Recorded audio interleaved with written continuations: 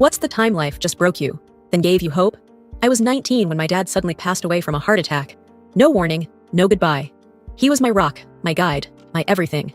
After the funeral, I shut down, dropped out of college, isolated myself, and just drifted through the days.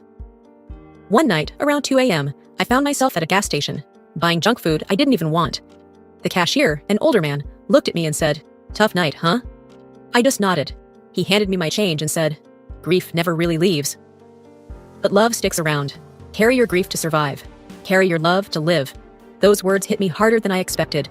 I started writing again, slowly putting myself back together. That night was a new beginning, when life broke me, then gave me hope.